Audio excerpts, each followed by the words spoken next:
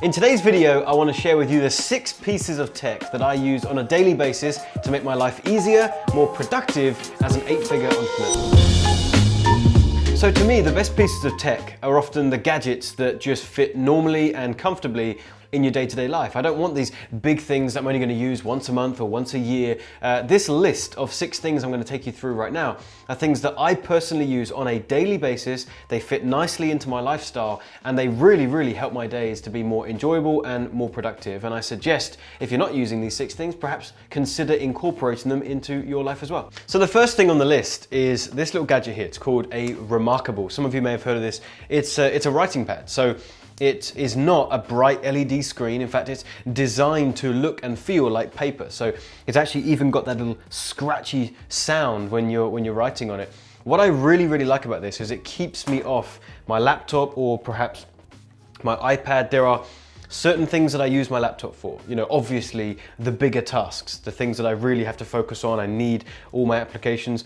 Then if I'm out and about, I'll take my iPad. I find that it's nice to be able to disconnect from the laptop and move to this. And thirdly, this is a place where I come to do my thinking, to do brain dumps, and to have my to-do list. As you can see, today, Monday the 28th, when we're shooting this, I've just got my list of things that I need to do today, and I find I can get away from the notifications that might be dinging, the emails, the things that need my attention. If I just get with this, there's no distraction. It also means that just like you would do a notepad, I can have this out the entire time.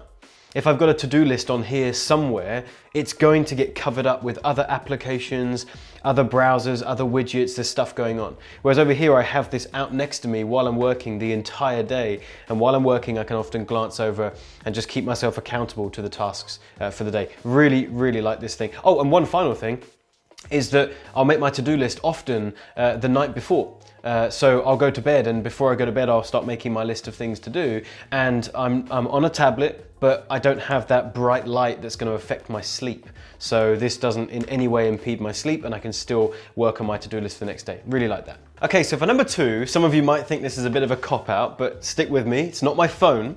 It is an app that is on this phone. What I like to do is I set timers for certain tasks, and this has really helped me become more productive. So I'll go into, obviously I'm just on an iPhone, I'll go into the timer app, and as I'm going down through my to-do list for the day, and of course I'm blocking out my larger tasks and my smaller tasks, I'm prioritizing which ones I need to get done first, but then I'm also anticipating how long should that task take me, and I'm actually gonna set a timer. So let's say I've got, I don't know, I've got something on my list today to watch one of our clients' webinars and provide feedback. So I know that's going to take me an hour and a half. That's going to take me quite a long time. So this is an example of a much bigger task.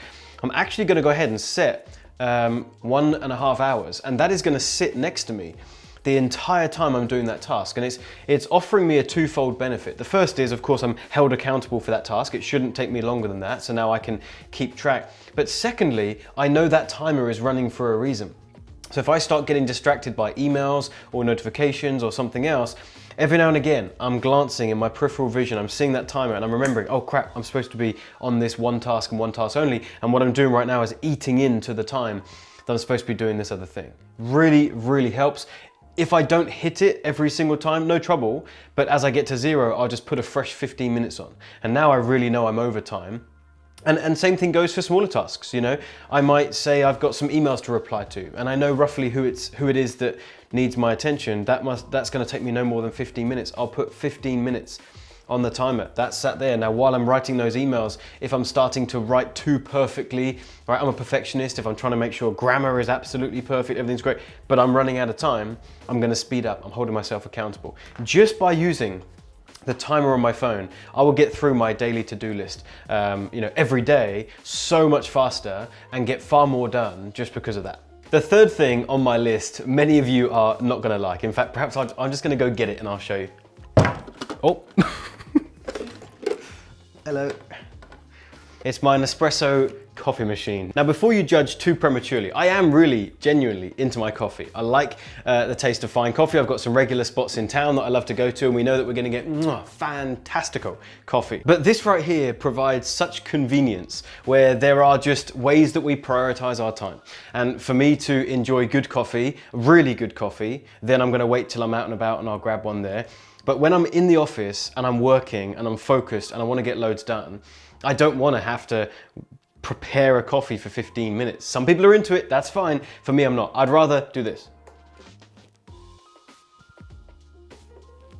Press a button. Put a mug under here. Coffee is produced. I haven't had to do anything.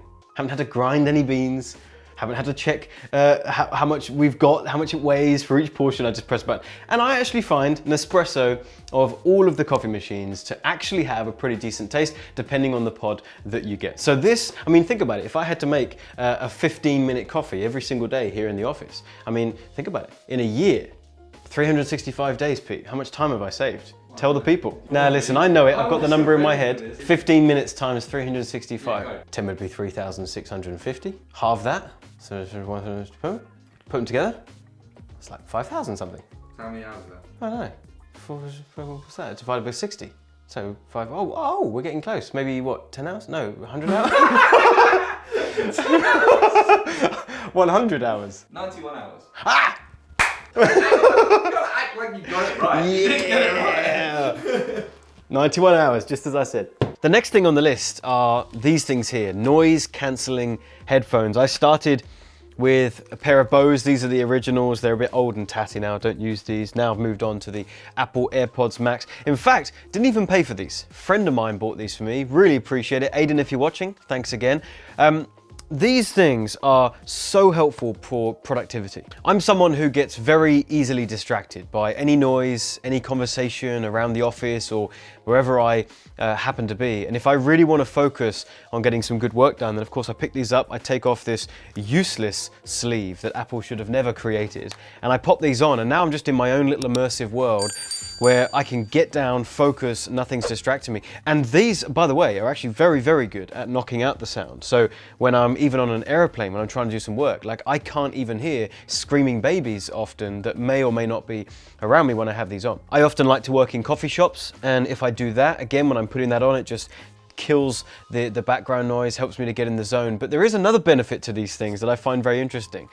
This says something socially when you have these on your head. It shows that you're not approachable in that moment. You're not wanting to be approached, and you're not inviting to be approached. So if I'm sat in a coffee shop and I have nothing in or over my ears, then if I see a friend or someone's recognized me from our ads that we have, they may feel like they can come up and say hi, and that's fine from time to time. But if I'm in the zone, if I've got this on, it's showing people that this isn't a moment to come over and interrupt me, and you can do the whole thing where if someone does do that, you can kind of just peel it off just a little bit and not actually take it off, showing that, hey, I want to get this back on my ear in a second, and you need to stop bothering me. Hey John. Hey John. How's it going, man? Can I get yours to go? Yeah. Oh, yeah. no, you got the peel. Okay, I know you. Yeah. Later, man. Later. All right. Cheers, man. Thanks. So the fifth thing is something you may have heard of. It's called an Oura Ring, and I don't have mine on today. Took it off this morning, didn't put it back on, just forgot. But we happened to take some shots of it yesterday. So here it is coming up on the screen. That's my exact Oura Ring, and I've got a love-hate relationship with it because I love it on the one hand because it really helps monitor your sleep, understand how you're sleeping, making pointers on corrections that you could be making to improve your sleep. One thing that's absolutely fascinating about the ring, which I really do like, is that once you wear it for a few nights, or I guess I'd give it a few weeks, it'll start to tell you when would be optimal for you to be able to sleep. Because it's going to track things like, you can see it here, on the app, it's tracking your total sleep, efficiency, restfulness, REM, which is rapid eye movement, sleep, deep sleep, latency, timing.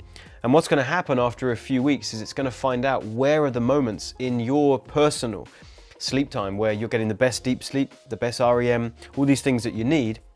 And it's going to start recommending times that you should go to bed. So for that, it's really quite cool. But then, as I mentioned, it's a love-hate relationship. The things that I don't like as much is I have found that there are moments where the data isn't 100% accurate. And with things like this, you need it to be. If you're going to be altering your sleep patterns or sleep times, or you're going to be doing things to try and optimize your sleep based on the information you're getting on the app, well then of course you want to make sure that it's 100% true. Otherwise you're making adjustments that aren't needed. And there are times when it has for sure told me something about my sleep that I know to be inaccurate. So that part's annoying. And secondly, it can act as a bit of a placebo in a good sense, but also a bad sense. If you take a look at the app and it says you had a really fantastic good night's sleep, then the placebo can kind of kick in and it can help your day. But the same is true the other way. You know, you may have actually had a better night's sleep than you thought you did. This is telling you had a bad night's sleep. Now you're going through the day assuming that you should be feeling a bit more groggy, when had you not seen that, you might have been operating at a higher standard. So the next thing is this right here. It's the Tesla Model S. I have absolutely loved this. I've had this about 2 years now. I'm about to sell it. I'll tell you why in just a second, but for the past 2 years, it's been absolutely fantastic. When I first got it, I had a goal to get this car for a while. It was something that I could look forward to eventually achieve, to tick that off, to normalize that level of purchase, and it served me well just as a milestone and something to be able to achieve. It also felt very much like the future. At the time, even just 2 years ago, Tesla was at the cutting edge of electric vehicles, and it really did feel like the future. I must admit now, not so much. Other car companies, Porsche, Audi, they're catching up, if not having surpassed them, some people would say. So I wouldn't say Tesla is standing alone now as the future. Other car companies are coming up against them. So I'm actually thinking of switching this now. But one other quick benefit of Tesla as well has been this, the massive screen that you can see at the front here. I have learnt more about my local area than I ever have in any other car, because you can see every single road around.